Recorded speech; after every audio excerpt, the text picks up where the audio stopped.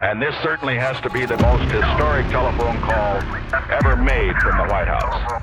Challenger, only seconds after leaving the launch pad, according to NASA, has exploded. It just has the same seats that like a normal car has. It's literally a normal car in space. And we're going back to the moon, back to the future, and this time, back to stay. I should tell you that the first mission is scheduled to land on Mars on July the 4th, 1997. We will undertake extended human missions to the moon as early as 2015. We launched a new spacecraft as part of a re-energized space program that will send American astronauts to Mars. We will not only plant our flag and leave our footprint for an eventual mission to Mars. What you're seeing here is a mirage. It is Photoshop, but it's has to be. 5, 4, 3, 2, 1.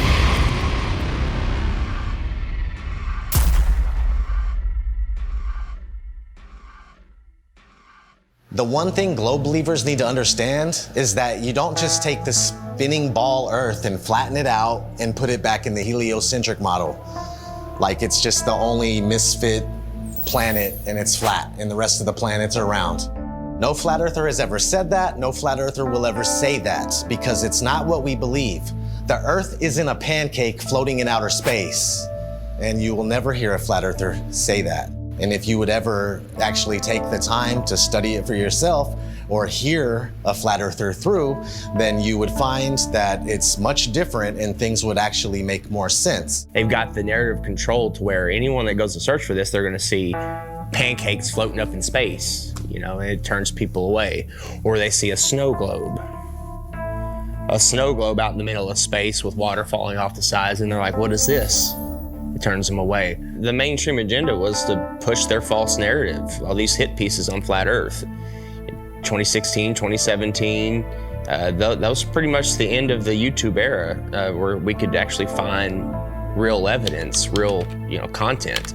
Any search engine, the algorithms are suited to their favor. You're gonna see all the hit pieces, you're gonna see all the stuff that's there to debunk flat Earth. So it's just, it's almost impossible to get the real information. YouTube played their part in it, and not just cherry picking which videos they wanted to show, but deciding whether or not they wanted you to subscribe to somebody. So on several occasions and with several different content creators, I'd press the subscribe button to then find out several days or several weeks later that I couldn't find that content creator, assuming they'd either been deleted or they'd been censored beyond belief. And of course they had been, because my subscription that was previously made was no longer there. And I know that I hadn't unsubscribed to anybody. And then resubscribing, you'd find again that down the line that the same things reoccurred. There's a major campaign by Google and YouTube and all of these corporate lying companies to discredit the flat Earth. Why do they have that disclaimer under every video dealing with the topic of flat Earth, that it is an archaic, antiquated, outdated model that the ancients used to believe in? Of course, the ancients were stupid. They didn't know how to build Gothic cathedrals, and they didn't know how to build cities and pyramids. The problem is, people that think that flat Earth is stupid think flat Earth is stupid because they're thinking of a stupid flat Earth.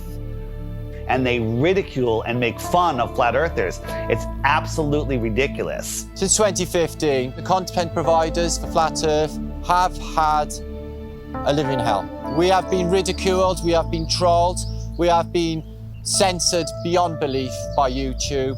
It's really difficult to get the truth out there. YouTube controls the algorithm. Who owns YouTube? Google. These are these big corporations that came in and said, the flat Earth is getting way too big. People are finding this out. We don't want them to find this out.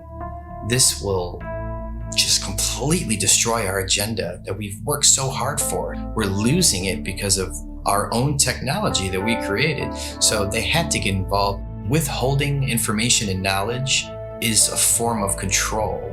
Now, for new people coming into the subject, if you research Flat Earth, the Google analytic will give you government hate propaganda against the Flat Earth truth. If you go to Google and try to find anything Flat Earth related, then the first thing that's going to pop up is the Flat Earth Society. And that is something that has absolutely nothing to do with this movement. In fact, it's a completely made-up organisation in order to deter anybody looking for some sort of truth. So that you'd first of all get to that page, you'd see these ridiculous accusations and this spinning disc illusion that's going upwards in space that I can assure you nobody believes in. If the globe model was as strong as they claim to be, then there wouldn't be so much concern with anybody talking about a stationary Earth model. Now, everything's fine in court until somebody walks in with a load of shit on you. Everything's fine until somebody out there has evidence that's going to prove you guilty. And that's when you start acting suspicious. That's when you start panicking. That's when you start putting damage control out there, which is inevitably what these bots are, what these trolls are on social media, and of course, the algorithms. This is just a new lie that was started in the 20s, and even before then, they weren't really teaching anything about the world and where we were. It was just common knowledge. One of the main arguments that globe believers come at you with is we've known for 2,000 years. Aristophanes figured it out with his sticks and shadows. Well, Aristophanes may or may not have been a real mathematician. He figured out the shape of the earth. That would have made him the Michael Jordan of mathematicians, but nobody ever mentioned him in a book until the mid-1900s. What's crazy is I've talked to some elderly people and they've told me that back in their day when they were in school, they didn't even learn about people like Copernicus or Galileo. Everything's up for grabs at this point. People like Christopher Columbus and any other figure in history could be totally false or created just for some sort of agenda. This is everywhere. We found somebody in Croatia. They said they were teaching flat earth through the 1930s. Most people think that this flat earth versus globe earth has been going back and forth for thousands of years. No, it has not. This is a brand new deception. They come up with these stories, these fictional stories, fictional characters, to reinforce that we live on a ball. All of our globe provers, Galileo, Aristophanes, Copernicus, the pictures of them show that they're Masons, but I contend that we don't even know if they're real. All of our history is a lie. I've met people that said that they were taught flat earth in the early 1960s in school. They were taught flat earth and globe earth, and then it kind of just went away. I interviewed Ruth, a 102-year-old woman, back in February of 2020, and she was taught flat earth in public school in Connecticut. Tell me your name. Ruth Heath. Ruth, and how old are you today? 102. 102. So you were born in 1918. 1918. And we were just talking, and I asked you what shape the Earth is, and what did you say? What were you taught in school in elementary school? I was taught in school that the Earth was flat. Where did you go to school? Elementary school? I went to Spooglen School in Hamden, Connecticut. So how does it make you feel to realize that you were right as a kid? It makes me feel better. It does make you feel better, right? Oh, it makes me feel alive. Oh my God, that is so true. My whole life, I believe, what I was taught. That's and then right. When I discovered the flat earth, you feel better about it. Because we are the center of creation. That's right. We are important. That's right. We are here. We are God's children. And when all the problems that are happening in this world today. I'll give you some good news. A lot of the problems that they report on the news aren't even real. That's right. That's right. They're just keeping us in fear. Keeping up. That's right. That's right. That's right. I understand that. I understand. They just say what they want people to know. That we never went to the moon, that was all fake. Is that right? That's correct. I saw that all happening. Yeah, so did I, and we all believed it, but that was just to reinforce that people to believe they can live on a ball, they could walk on a ball. It's such a lie. It's such a lie, but knowing the lie is like going to a magic show. I woke up. Yes, that's what we call it. We call it red. This is your moment of waking up. It's when you go to see a magician and you know how the tricks are done, and the magic no longer works on you, and you're free from the illusion. So knowing this is going to free your heart. Cry. Yeah, it's okay. It makes me cry. Happiness. Yes. Tears of joy. Yes. Thank you. All right, give me a hug. Here we go. All right. Rockefeller seems to have a role in this. He started the General Education Board and continued being involved with the educational system. The fact of the matter is, the people that have been in control, they're in control now, and they're going to continue to be in control, whether they pass it down or change the name, whatever it may be. But yeah, I mean, whenever Rockefeller's name is tied to something, it's always something to question, that's for sure. That's a huge red flag for me, that they can come in and change everything we know, all of history, and turn it into deception, and keep teaching the deception over and over and over again until it becomes the norm. The same man who said that he wanted a nation of workers and not a nation of thinkers.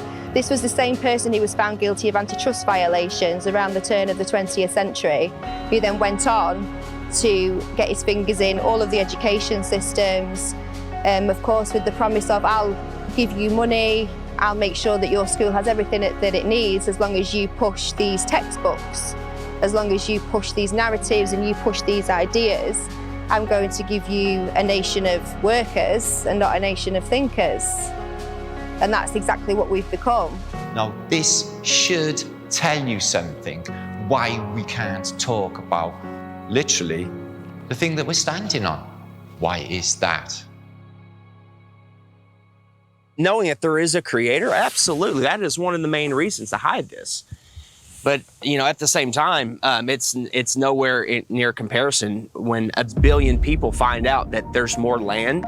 It's about hidden land. I think there's possible they could be hiding land in here somewhere with us. And I think that the Antarctica Treaty is very, very, very sinister, and there must be something else going on. They went really tough with their implementation of the Antarctic Treaty and everything else, and just to keep people away from the truth. They didn't want people to know about more land. Haven't we been fighting over land forever? Isn't that what always happens? Countries fighting over land, but not on the outskirts of Antarctica. Oh, no, no, no. No fighting there. They're all in agreement. You can't go there. You can't explore any of it. That treaty was in effect in 1959. It can't even be questioned until the year 2041. The longest lasting treaty that all of the world signed on to at the same time and is still in place. Antarctica is the container of our world oceans. What is beyond Antarctica? Why is the government hiding Antarctica from us? Why is Antarctica completely off limits except for taking a tour of a little peninsula off of South America, which is nothing? And people go, well, you can go to Antarctica. We spent months trying to actually do it. Yeah. I was going to send a crew. They won't call back. You can't even go there. There's one peninsula where you look at penguins. Exactly. Then you think, I have some friends that went to fucking South Pole. Yeah. They put them in that little fucking island with penguins. You can't just saying you went to Antarctica and you walked around it. He's like being in New Jersey and saying you were chilling in California. It's fucking huge. There's about 100 different companies that you can spend a lot of money to go on a little guided tour of just that peninsula, but all of those companies are owned under one umbrella. One person controls them all. They don't let anybody explore Antarctica.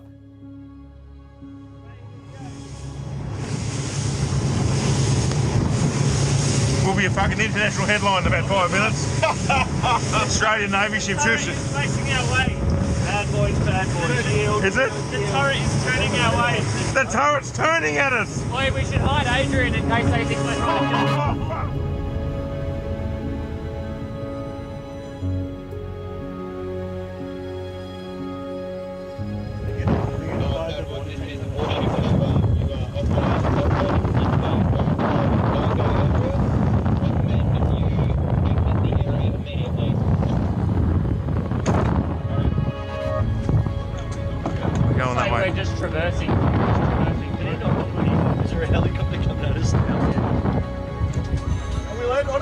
Just travel, just go. Just go.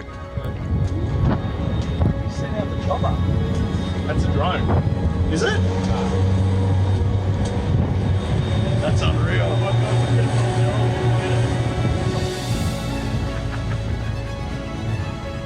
When people say, why the lie? One of the main answers is they're hiding more land. What if we can truly become free? The whole reason for this is because of more land. Because think about it, if there's more real estate, if there's more resources, natural resources, if there's more food for our starving children, if there's more space, more room for us to get away from the child sex trafficking, if there's places where we can go and other civilizations we can be a part of, where they don't charge you for water, they don't charge you for free energy, they don't charge you for property taxes. What if there is more land? Nobody can go explore Antarctica, period. Because if humanity found out there's more land, then the heliocentric theory is gone. They can't start adding more continents on the bottom of a ball. It's just, they wanted it silenced right away. There is evidence out there through old maps, namely the 1,000-year-old Japanese Kawabashi map, which shows continents and lands outwardly of what they call the ice shelf or the ice wall. So why are they teaching the globe model? Well, you see, the globe is a container, and it's a container of all the known land. The Jesuits and the Freemasons, they needed a new model because they wanted a new world order. Because right now on a ball or in a snow globe, there's only 7 continents. That's all there is. So everything is very limited. We have a limited supply. Resources are very scarce because the Earth is a globe, right? It's cut off, everything's cut off. If you open it up and there is more land, then there's plenty of resources. More land means more resources. Well, that's huge if they're hiding something like that.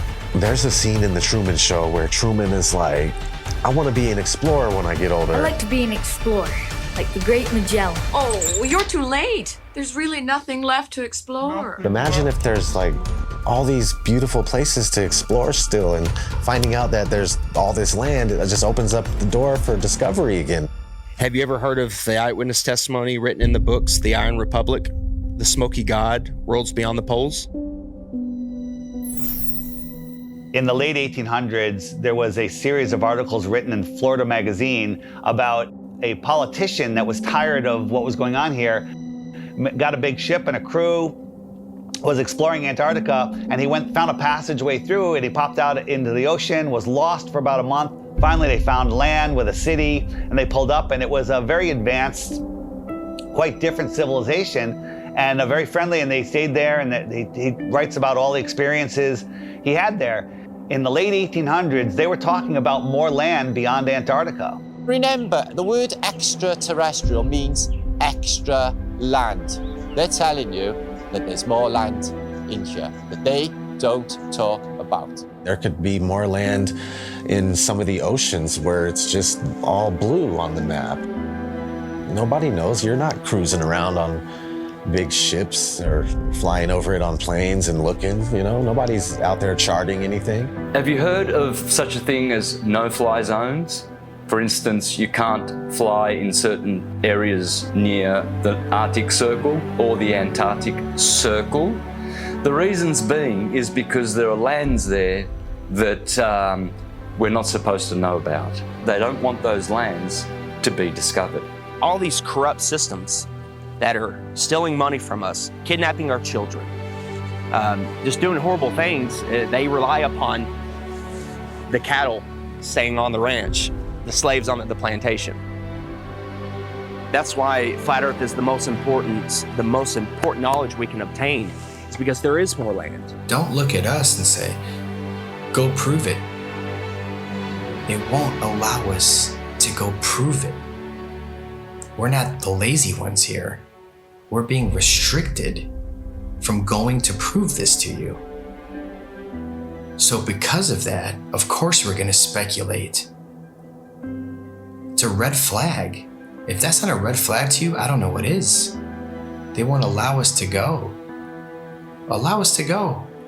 If we go and there's nothing there, I'll admit I'm wrong. But all signs point to that they're hiding more land. You have to have permission to do everything. You have to have permission to marry the love of your life. You have to have permission to travel down the road. When we have the inalienable right to travel from point A to point B, you people think you're free? You're not free. You're free-range chickens. That's what you are. You're free-range chickens held in an area you're not allowed to go past, and if not, you go to jail or you get shot. Stay on the plantation, do what you're supposed to do, pay your taxes, and shut up. Right? Well, if there is more land, and I sincerely believe that there is, then that's the perfect reason to lie to everybody. And it's not just about hiding a place for more resources and where else we can go and dig for gas and gold. It's not about that. They're hiding freedom. They know that as soon as we all find out that there's another place to go without dictatorship, that we'd be gone. There's endless amounts of everything, and there's so much more land out there, and there's many places to explore, and they just want to keep us here in the middle of the pond, stuck here thinking that this is all there is. What happens to the price of gold and all natural resources if there's more land? Gold can't go to $1 an ounce. Gasoline can't go to 20 cents a gallon. We can all have, thousands of acres of land to ourselves. The whole system crumbles. The entire system crumbles, period. On the other hand, we have the North, which is also off limits. I went on my first official trip. I was going with my father and my grandpa Sinclair up to the North Pole. It was a very glamorous destination. I figured I was finally going to be let into the reason for the existence of this high security Arctic base. That was exactly right. We drove slowly through and past the buildings on a special top secret mission. And that's when I understood just how powerful and wonderful my father was. The North Pole is a biggie. It's always been in my mind. I've juggled with the idea, is there hidden land? Could they have possibly hidden continents in the Arctic Ocean, which is seemingly an ocean? They could hide land there. Many old maps will show you the Hyperborean, 4 continents, and in the center, Axis Mundi. And I think that is what's there. I think there is Mount Meru. And I think that gives off an acoustic device. There's definitely something special going on up there, and if you just think about that long enough, why do compasses point north? I mean, that's really wild in itself. What if we all took our compasses out and just followed them until it stops? A compass will always point north, towards the magnetic north. There's some kind of force or some type of energy, frequency, vibration that's pulling that needle to the north. It's crazy to think that all compasses are pointing north to the North Pole. No compass points south. There is no South Pole. There's no compass that's going to go south. And no, it's come to the north. There's something there. I think we can all agree there's something there. And it's crazy that they cover it up. They've covered it up for so long. There's ancient civilizations, the Nordics, there's people have talked about, the Rupert Nigra, the Mount Meru, the giant magnetic mountain at the center. An entire magnetic mass or a mountain that is strong enough to make everybody's compass point north. When I was a kid in school, they showed us a National Geographic video of the guys getting to the North Pole, and they just basically made it look so horrible and miserable and dark and cold that no kid ever in his life would go, hey, I want to go to the North Pole. So if you watch any documentary about the North Pole or anybody venturing to the North Pole, all you're gonna find is some dude mobbing on an ice sheet, and he's got a little device in his hand. He's like, 3, 2, 1, North Pole. And that's not the North Pole, man. That's bullshit. I just don't know what this is. It's a map. My father showed me a map like this once. Inside the circle is your world and my world. Many others. No one knows how many. The Dark Tower stands at the center of all things. And it stood there from the beginning of time. And it sends out powerful energy.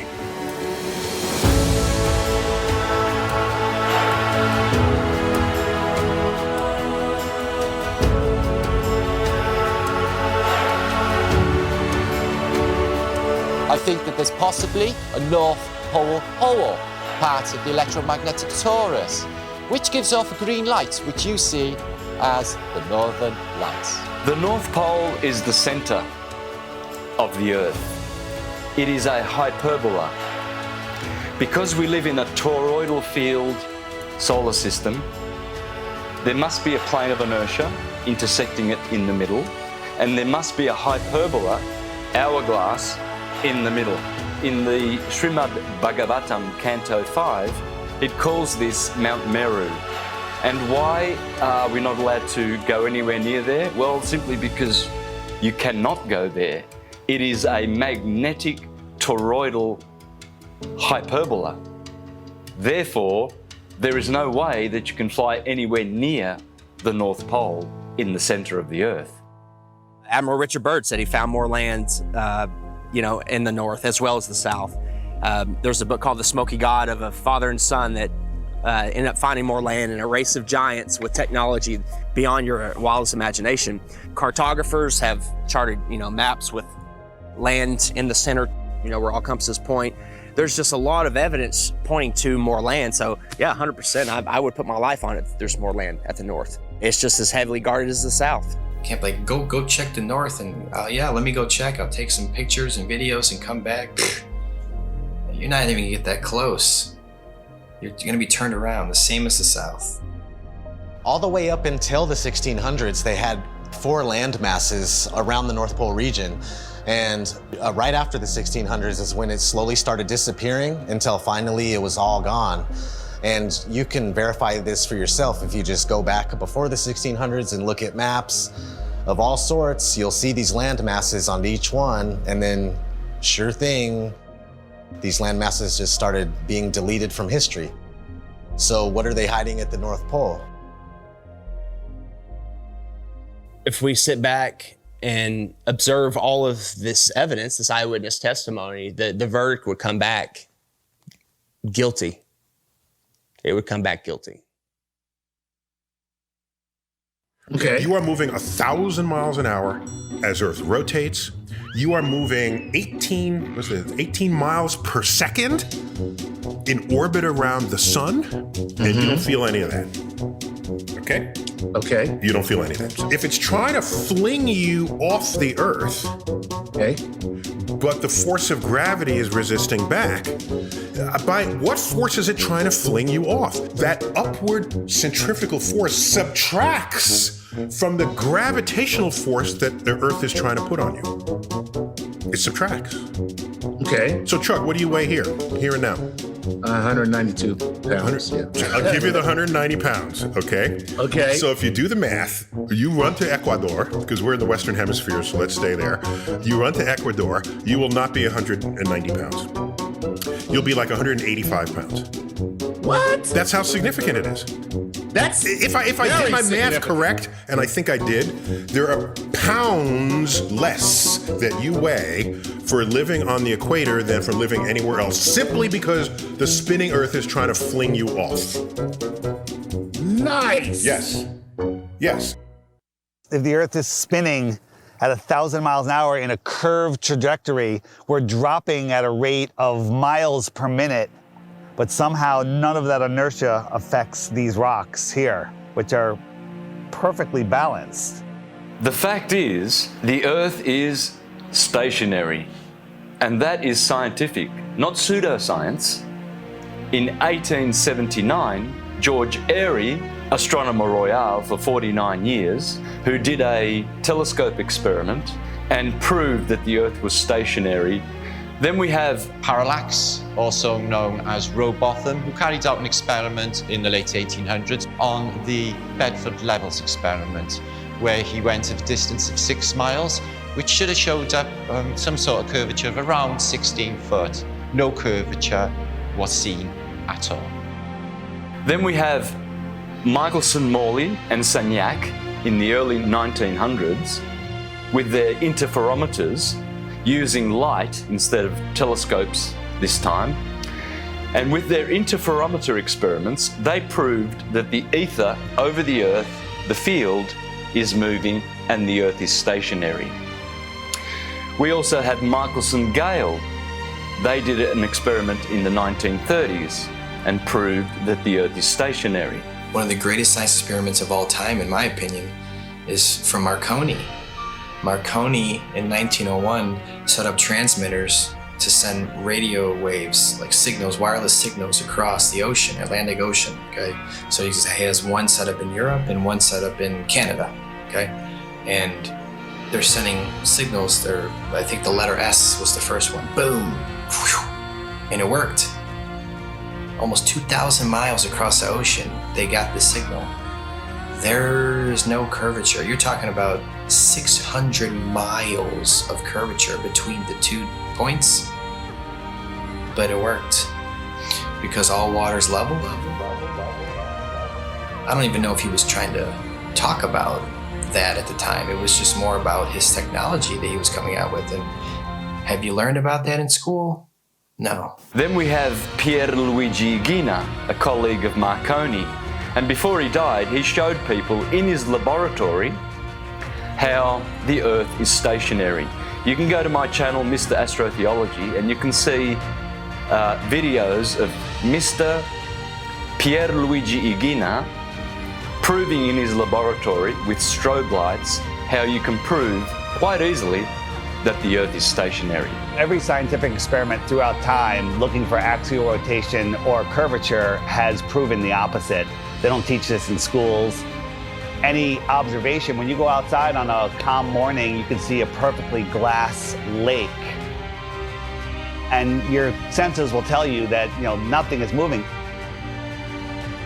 We, stationary Earthers, we have science, real science, on our side, and the globies have pseudoscience.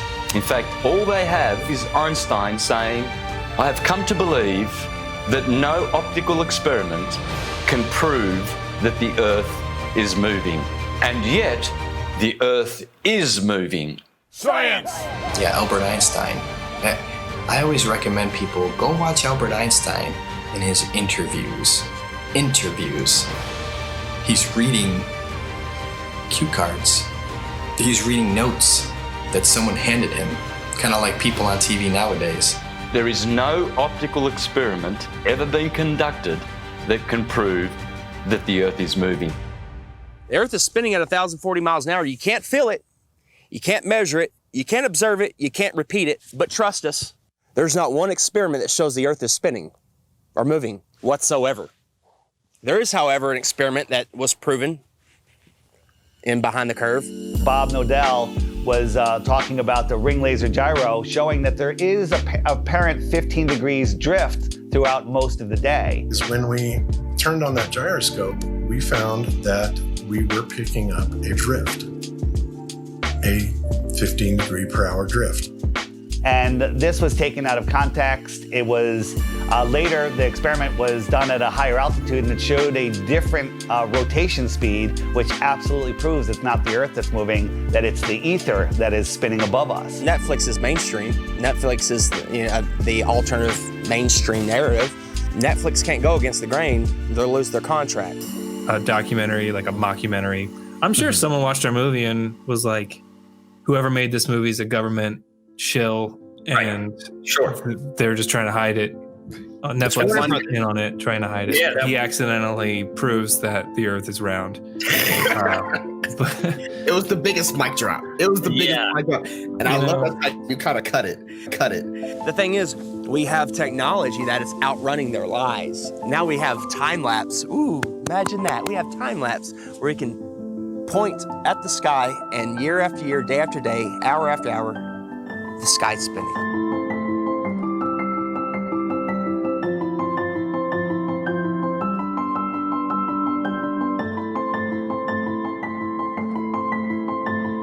Every day there should be different stars, random stars, in the sky if we are traveling at 650 million miles an hour, which is Mach 870,000. Do you really believe that every year we move through space at 5.5 trillion miles every year? And yet every year the same stars keep turning over our Earth. Aries, Taurus, Gemini, Cancer, Leo, Virgo, Libra, Scorpio, Sagittarius, Capricorn, Aquarius, Pisces, year after year after year, and yet none of those constellations distort, change shape, get brighter. There has never been, in recorded history, we have never seen any star get brighter or dimmer or any shape of those constellations which are still recognizable today as they were thousands of years ago. They never suffer any parallax or distortion. Polaris has never moved in all of recorded history. Point your camera up at Polaris and do a time lapse and watch God's perfect timepiece spin above you.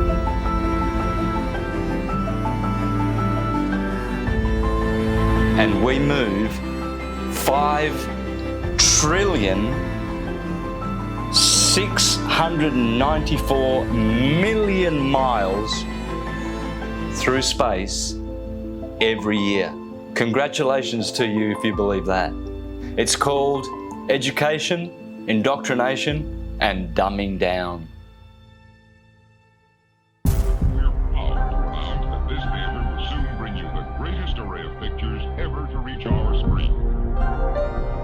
If you look back in history, you got Universal, their company. They started off with a logo with a globe in it, but it wasn't until like the 1920s that they actually had the motion one where it was a spinning globe. And they actually had an airplane in the early ones, like leaving a chemtrail that said Universal, which is kind of funny. Nobody has been high enough to even see what it looked like. They were definitely trying to instill the image of a globe in people's heads because obviously early on in the movie industry, they were one of the most popular companies to make movies, so people were going to the theater and seeing this globe. So they're showing you a globe before every single movie to program your mind. They were showing this globe before they even went up there to see what it was. I think the first man ever to go up and check is Picard going up there. I mean, that's a story we're not taught in school. From the practical point of view, Professor Picard's experiment is of the highest possible importance. These timelines, these dates, these are facts. We got Auguste Piccard coming out in the 1930s in an actual publication by a science journal saying that the Earth looks like a flat disk with an upturned edge. Besides Universal programming you, you had Walt Disney programming you with space documentaries for almost 15 years straight. Some pretty crazy propaganda in the 1950s. There was one called Man in Space. He's talking about taking men to the moon in a rocket. And then if we cruise on, we got Richard E. Byrd. He goes on Longines chronoscope and he's sitting down and he's telling people. Strangely enough, there's left in the world today an area as big as the United States that's never been seen by a human being. Shortly after Richard E. Byrd did that interview, they put the Antarctic Treaty in place. And then 1 year later, NASA is established. Almost 0 hour at Cape Canaveral, and enlarged 16mm pictures show a monkey specially trained and conditioned for voyaging in space. 2 monkeys had been selected for the job. They called them Abel and Baker, A and B, of course. In fact, the monkeys came down safely near Antigua. Reported none the worse, after blazing the trail for human space travel. They come in and they're the gatekeepers for your mind. Like, they're making sure that people think that they live on a spinning ball, and that's their sole purpose, that it has always been their sole purpose.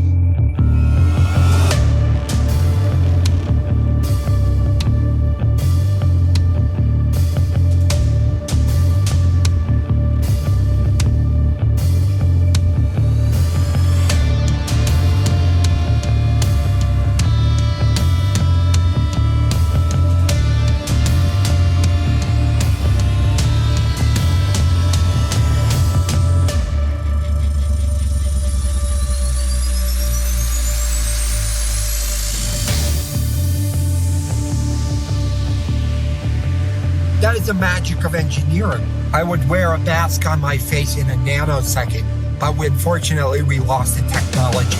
It can take days, even weeks, to produce just a single image. The dazzling final results, enough to keep us all dreaming.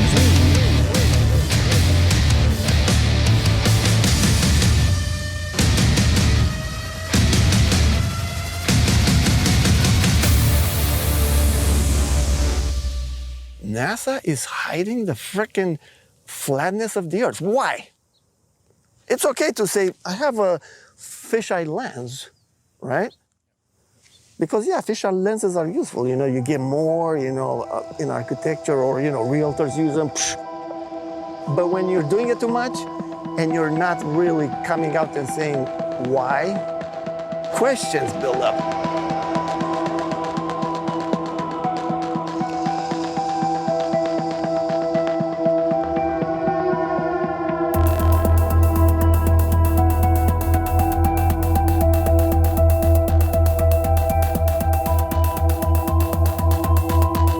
In 1923, a fisheye lens was invented.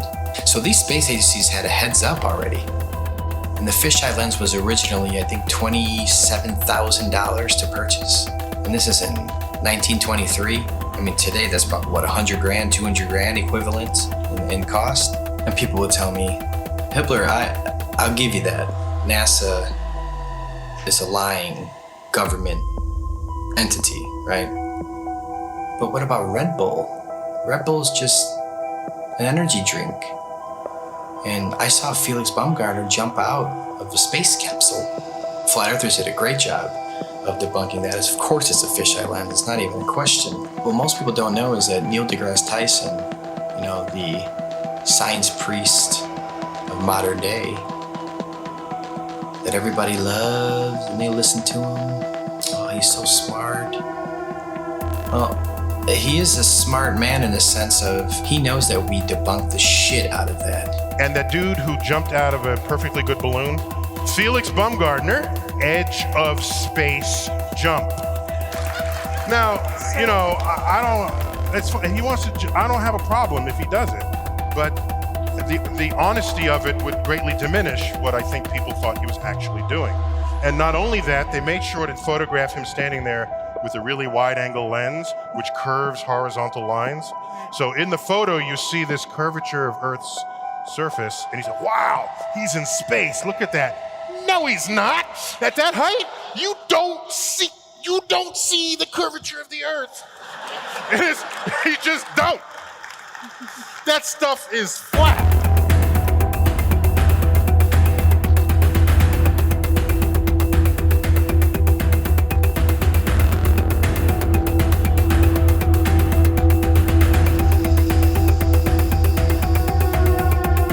Put so much pressure on Neil deGrasse Tyson to come clean. He had to. We exposed Felix Baumgartner. That's a complete fisheye lens. There's no curvature at all on this Earth, let alone they're trying to sell it as 23 miles up, there's curvature. Even though people will sit there and swear they saw curvature out of an airplane 10 miles high. Yeah, okay. So your priest Neil deGrasse Tyson admits 23 miles up, no curve. How do you feel about that? All right, maybe you say that's no big deal. Okay. Even though Felix Baumgartner himself said he could see the curvature of the Earth. It's almost overwhelming. When you're standing there in a pressure suit, the only thing that you hear is yourself breathing. You can see the curvature of the Earth.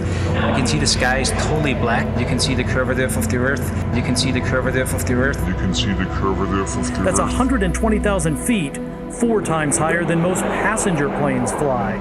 So that should make you go, right away, what's going on here? Who's lying, right? But you don't think there's an agenda here? You don't think people are lying here?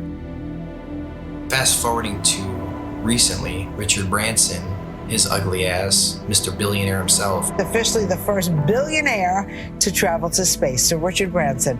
So you go 63 miles up, you would all probably assume that, of course, you could see this giant curve of Earth. You're 63 miles up, holy shit.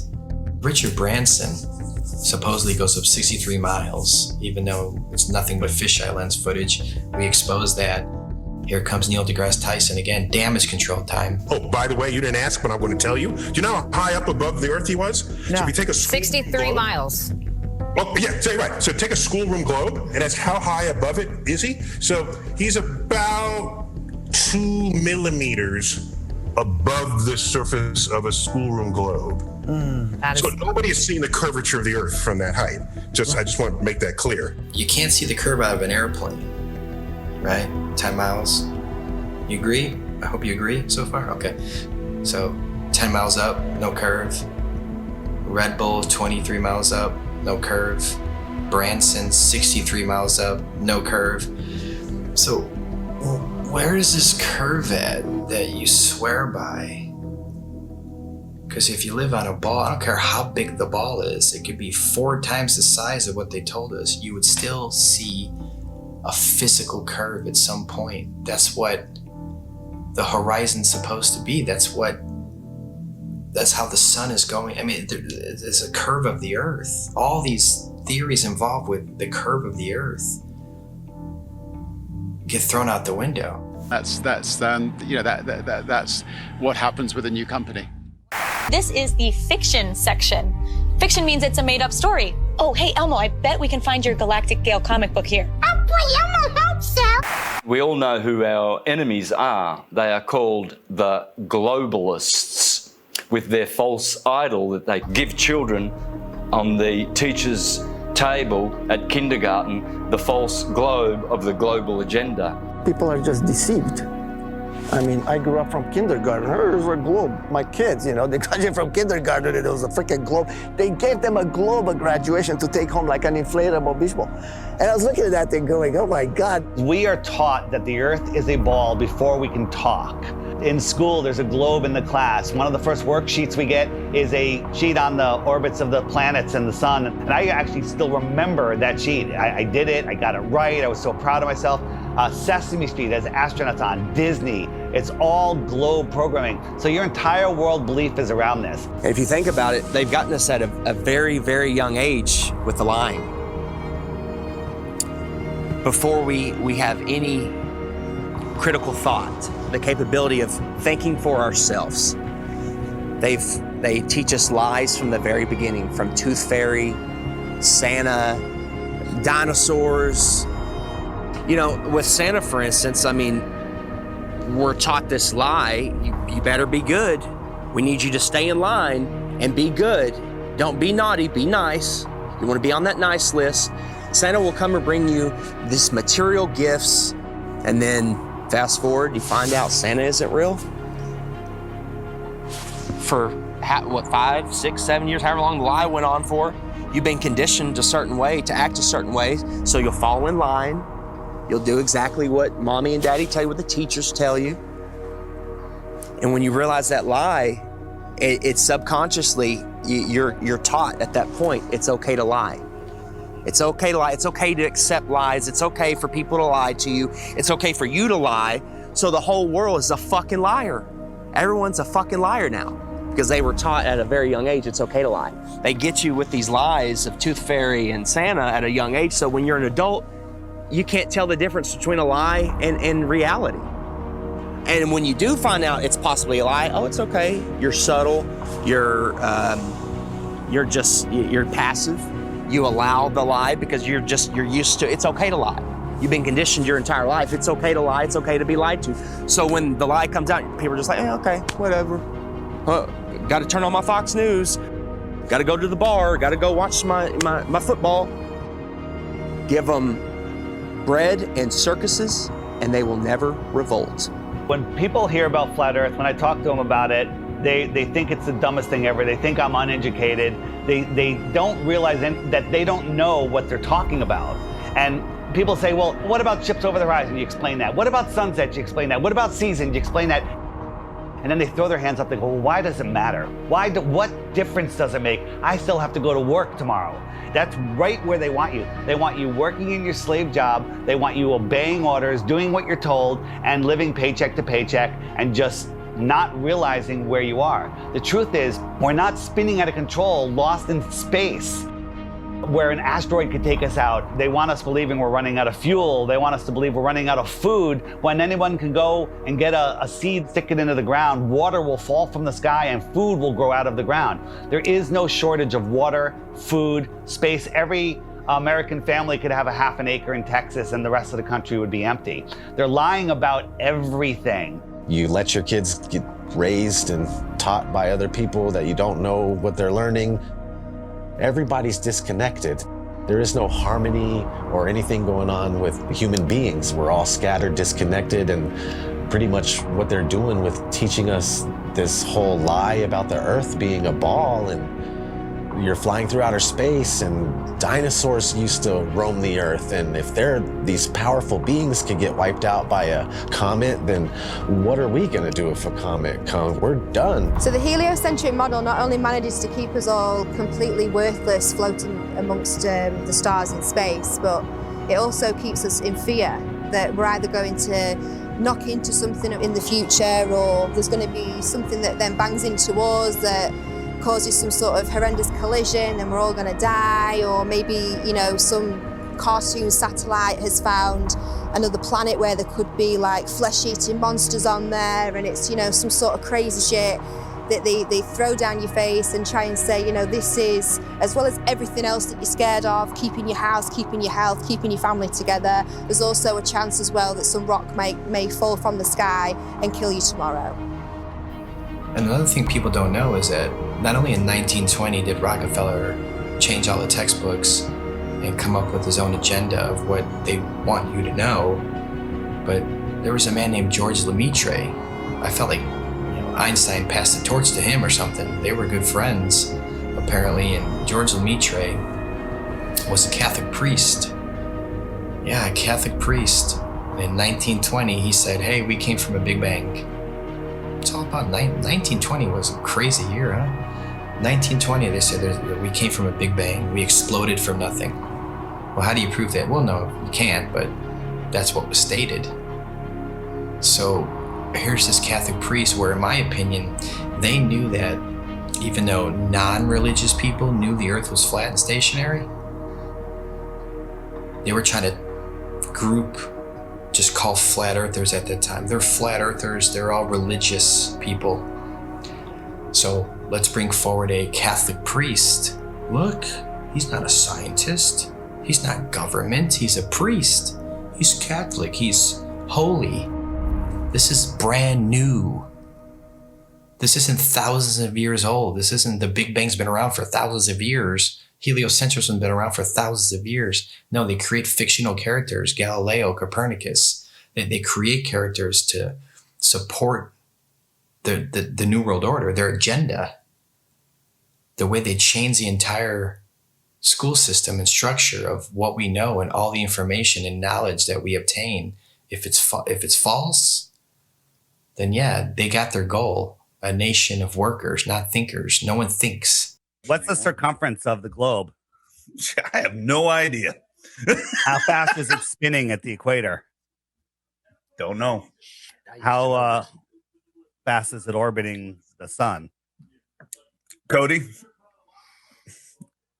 You have glasses on. You should know this. How fast is the sun moving? Man, you're asking some questions I'm not ready to answer. But see, this is the point. You guys laugh at flat Earth, but one, you don't know what flat Earth is, and worse is you don't even know what your own solar system is. They don't know their own model. You can ask them, what's the radius of the Earth? How was it found? What's the speed of the Earth around the sun? How fast is the Earth spinning at the equator? How fast is it chasing the sun? How many miles does it go a year? How far is the sun? They don't know any of these things, but yet they defend this and they ridicule and make fun of flat earthers. All the things that I was patronizing and condescending and going, oh, sloughing off, that's not worthy of me. They rose up to eye level. And I remember saying, boy, the world is flat. I'm looking it in the eye. I see further, I see wider, I see clearer. I settled on near infrared, like some of these cameras can be converted to near infrared, you know? So then I started taking photos, and since I was doing a lot of flying, I started going up, and boom. I was actually amazed to see the incredible flatness that you get from high altitude. Everywhere I looked, there was like clues that the Earth is flat. And I was like, this is blowing my mind. Everywhere I looked, the Earth is flat. And NASA is lying about the curvature. So I said, something is eerily wrong over here, man. When I saw across the Gulf, right off the coast of Texas there in Louisiana, I was flying to Orlando, and I saw all the way out in the distance, and you could even see the rays of light at a different angle. That tripped me out. But if you really go up high, then you realize, oh my God, the Earth is extremely flat. This would be impossible on a globe. There is no 8 inches per mile square.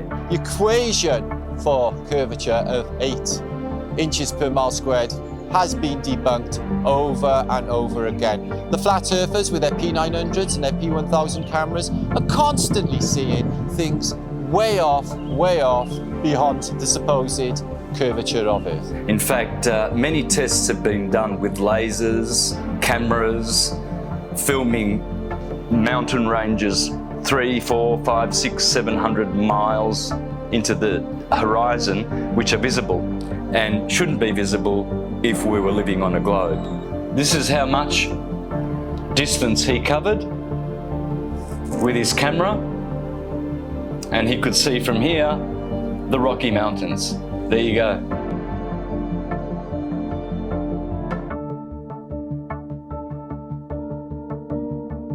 There is no 8 inches per mile square. There's no way you can see 500 miles on the other side of this ball. There's no buildings that are curving backwards. If point A to point B, you're on a ball, you know, they're not gonna be flat up and down like on our flat Earth. They're gonna be like this. There's no tilting. They've measured distances from the base of buildings to the top, level and flat. People look out at the ocean and you see ships and stuff, and it appears like these ships and boats, they go down. And that is a huge factor as to why people think the Earth is round. If you look at the ocean or a lake, it looks flat. Look at that. Look how straight and flat that horizon is. Looks flat, doesn't it? See, it looks like a table or a board. Now, once in a while, you might see mountains or hills, but those are just like little bumps on what looks like a flat Earth. As ships sail away, they don't disappear all at once. You know, first, the bottom will disappear. See, the bottom of the ship is gone. Now we can see midway up, and then the whole thing disappears. So people realized that the world is curved. I mean, it's a big curve, but it's curved. That's what we call pseudoscience. You could buy a camera now that zooms times 100, and you could zoom in on these ships and boats leaving your view, and your human eyeball's view, pull out a camera and zoom in on it, and suddenly you're back. It's on top of a level surface, still cruising. So the limit of your vision is where the sky meets the ground due to perspective. As they come together, that's the limit of your vision. That's called our horizon. The horizon is optical. If you had a super zoom camera, you can zoom in and make this angular size bigger to reveal small objects that you couldn't see. And then when you zoom out, it goes back together and things disappear into the horizon, not over. We see skylines beyond what we're supposed to see. I mean, the visibility from 100, 200, 500 miles away it debunks the whole 8 inches per mile squared. Photogrammetry, I think, is one of the best way to convince yourself. You do multiple images of the ground, and then you put it in a software, and you realize how flat it is. You're seeing it yourself. It's your data. Nobody's lying to you. You've taken the data out yourself. It's not Jay Tolan that's trying to, troll you. Like some people, they're like, he's trolling people, man. And it's not SpaceX or NASA doing it either. It's yourself. Yeah, it's yourself. You're doing your own experiment. Many times when you're looking out over water, there's waves. Well, those waves will block entire city skylines. If this was a wave right near me, if my face was a city skyline, it blocks just the bottom. But if that wave was closer to you, it blocks much more of it. It's all perspective. And I thought I wasn't going to get anything that would beat this until I found this photo from Grandmere State Park. This is from Joshua Nowicki. And what you're seeing here is a mirage. Typically, we would not be able to see this. This image would be viewable from much, much higher in the sky, up in space. The story has been one of the most viewed stories on our website ever. They say my explanation is a cover-up. A cover-up to their belief that this picture is proof the Earth is flat. The one goal I had was to prove that what people are seeing from the other side of Lake Michigan is not a mirage, that they are actually seeing the city. What do you think, Steva? I think it's amazing, dude. It certainly did. It's not a mirage, I can tell you that. No. Our focal point was the Sears Tower, which is also known as the Willis Tower, right? Yes, the Willis Tower. The Willis Tower, and we can see it the entire time. We can see it the entire time.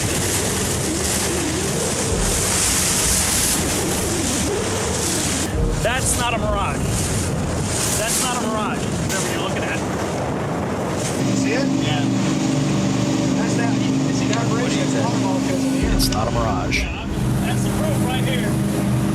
That's the proof. I was shocked to find out that there are a number of people that believe the Earth is still flat, and that to them, this is actually proof that the Earth is flat.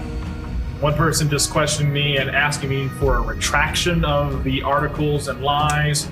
A lot of people try and kind of be nice about it. Well, are you sure you did it right? And then they send me links that the Earth is flat. And some are just pretty straightforward about it, and they title replies calling me a deceiver, and that I should check my degree or quit telling lies on television. It got me questioning a lot of things. Were my calculations right? No. You can obviously see Chicago from that far away. It really is the Chicago skyline. We can see things farther and farther away than that and prove it. You can prove it yourself. You can go there on a clear day and see the same thing. You can go do the same tests and prove it to yourself. That's the best way to do it, right? Prove it to yourself. That you're not taking anyone's word for it. You're doing your own experiment. It's not a mirage. It's not an illusion. It's Chicago from 60 plus miles away. I mean, we could barely see the street sign a few blocks ahead of us on a foggy day. I mean, they're spraying our skies with shit all the time. You can open your weather app right now and it'll tell you the visibility. That's how far they're telling you can see through the weather patterns. There's so many different factors of why we can't see that far. We're not superheroes. I mean, take any flat and level road around your house safely.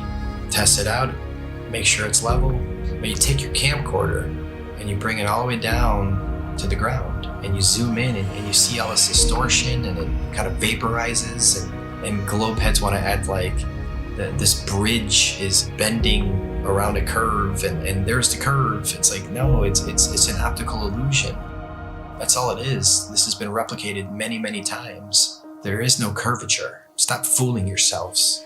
That even something like the sun, when it goes across this huge plane, it sets and it disappears due to perspective. So you're seeing it come and go on such a vast plane. It's so huge that the sun could come through and go so far away that it just goes out of your view and behind so many false horizons, i.e. mountains, trees, forests, city buildings, just really tall things. Keep in mind, the sun is much smaller and close.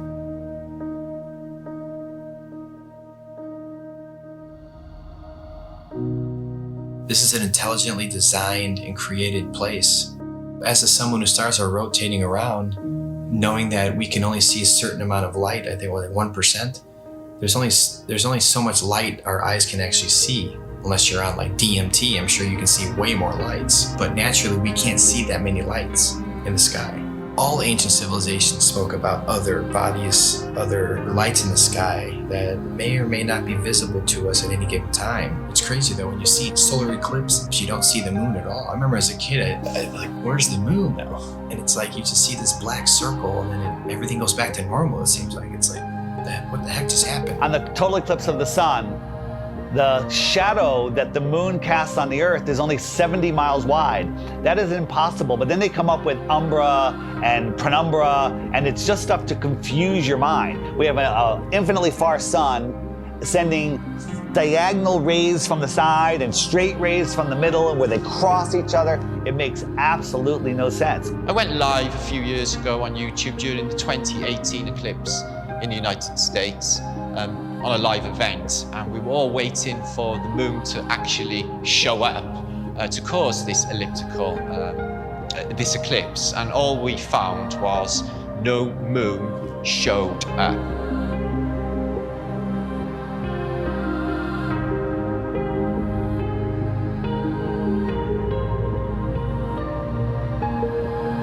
So that blew my mind, to think that there was actually no moon visible, yet this effect of the sun literally being covered by an object I had witnessed. Why can't we see the moon approach the sun, eclipse the sun, or exit the sun? And we don't. We just see a black circle eclipsing the sun. We never see it next to the sun. Now people say, well, it's because the sun is so bright. When the moon is totally eclipsing the sun, you should be able to see the features on the moon. You should be able to with a regular camera, with your regular eyes, with an infrared camera, but it has never been seen. There's only been anti-flat earthers that will fake an image and fade it into a picture of the eclipse. There's no video of it. Think about what an amazing video would be if they could film it from the International Space Station or from the moon itself. Never happens, because I don't believe the moon that we see is what's eclipsing the sun. There's lots of ancient mythology about other dark bodies. There could be anomalous bodies up there. They're not actually visible to us. A celestial body that we perhaps can't see, because there's on the spectrum of light, we can only see 1% of all the light rays, gamma rays, X-rays. We can't see these certain frequencies and energies and lights. What happens is the sun is eclipsed by the so-called moon, but it's not the moon, it's actually the north node. There's been, times documented in the past where there's, this eclipse, and the moon's supposed to be eclipsing, and there's no moon anywhere in the sky. Nowhere. Anywhere. That makes absolutely no sense. So there's got to be another celestial body. The oldest ancient symbols, and it's the black sun, a celestial body that we perhaps can't see.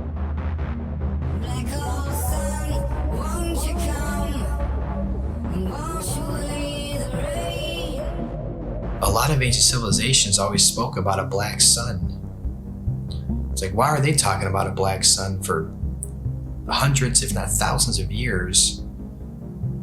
And that information now is turned into, oh, the black sun is an evil thing. It's like, well, yeah, of course, that's what they're selling it. They're selling it to you as an evil thing to stay away from it. They already don't want you to like the real sun in the sky. They push it so far away. They want you to not care about it.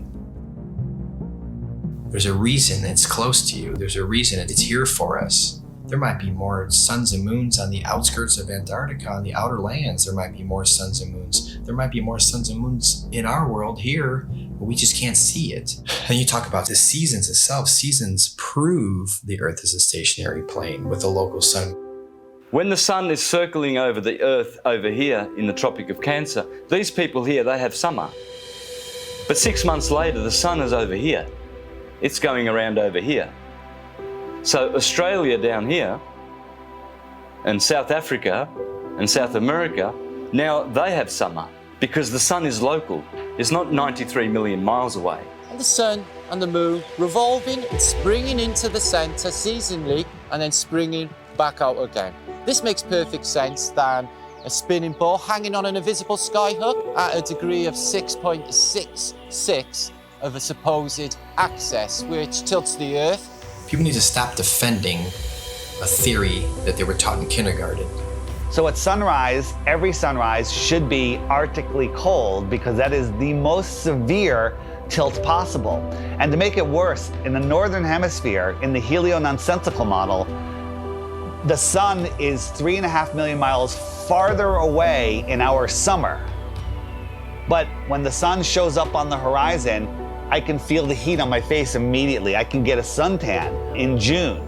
But in December, at solar noon, when the sun is at its highest point in the sky, I can look up at the sun and barely feel the heat on my face. And also, it's 3.5 million miles closer. The whole tilt thing doesn't make any sense. And when the sun is on this side, it only illuminates this part of the Earth because it's local. And this part is dark, that will be night. So it's quite easy to understand day and night and the seasons and explain them on the flat Earth than it is with the globe model. The sun, moon, and stars are rotating around our heads like a perfect clock, and it goes out of your view as taking the light with it. This is an intelligently designed and created place. The sun does move about 15 degrees per hour through the sky, but when it gets close to the horizon, it kind of stops and it stays there and it moves at a different speed. I filmed this several times with my drone. No humidity and not over water. And it'll just stop and sit there. And then it kind of just fades away as it goes into the distance. But at the same time, because of perspective, I have friends that were down at the beach that saw the sun set 10 minutes earlier from the bottom up. And that's simply because they're looking across a span of water that has a hill with trees, a tree line on it, which is hundreds of feet over their heads. But from their point of view, it's at eye level. And as the sun moves away, it just gets eclipsed by the tree line, which they think is eye level, but it's high up in the sky. Water. It's always flat, always level.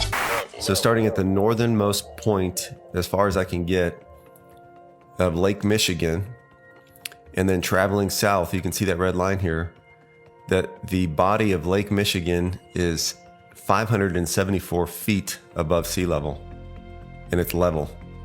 There's no change in elevation, there's no curve. This cross-section shows what an undisturbed body of water looks like, and that's level. We know that to be true. There's three properties of liquids. They have mass, they take up space, and they always take the shape of their container. The physics of water is to find and maintain level. So if it's in a cup, to this lake behind me, to the seas, to the oceans, that's why I call it sea level, because it's flat and level. No matter who tries to sell you the idea that water's curving over a ball, it's just not happening. That's the number one proof right there, just water alone. Water alone proves that the Earth is flat, because water always finds and maintains level, period. Water does not curve. In its temporary state, it's finding its level. Once it hits the ground and finds its level, it remains level. I never even thought of the idea of water maintaining its level, and that alone just like mind-blowing. Like, absolutely, water has to maintain its level. Like, it's always, if it's calm and there's nothing going on, you know, you look at a lake, it's just chilling flat. It has to be. It can't curve. There's nothing you can say or do to ever show water bending or curving. Water needs to be contained. No matter what you do, it's going to remain level. The flat Earth proves beyond a shadow of a doubt the existence of intelligent design, a creator, and we are all important in the center of the universe. Yes, it is absolutely imperative that we know that there is a creator, that the sun, moon, and stars revolve around us, that we have a purpose. We are at the center of the universe. I didn't become a millionaire until I realized I was at the center of the universe. Now I have a purpose. Once you understand that you're at the center of creation, everything changes. And basically we're unplugging from the matrix. We're unplugging from the heliocentric system. And when you do that, the rulers of this world, you unplug from them. You stop feeding them what they need. They want your fear energy. They want your labor. They want everything from you. And people unknowingly just keep giving it to them. I don't want my children to be lied to, and I don't want my grandchildren to be lied to either. So if this is going to stop, it starts with you and I. You know, they inherit all this stuff. You go to school and they teach you. When I was in grad school, man, I was shocked that most of my classmates were not really interested in learning. They were interested in passing a class. On the one side, tens and tens of scientists proven that the Earth is stationary and we have nothing on the globe's side, so the Earth is stationary. No one thinks how easy it is to do this, and they pulled it off, unfortunately. But we're here now to completely reverse this, and people hate on us from the left and from the right. Everyone hates on us. Like, shut up with your flat earth stuff. It's not important. It's the most important thing. It opens the door for everything else. You want to know the truth? You have to know where you live.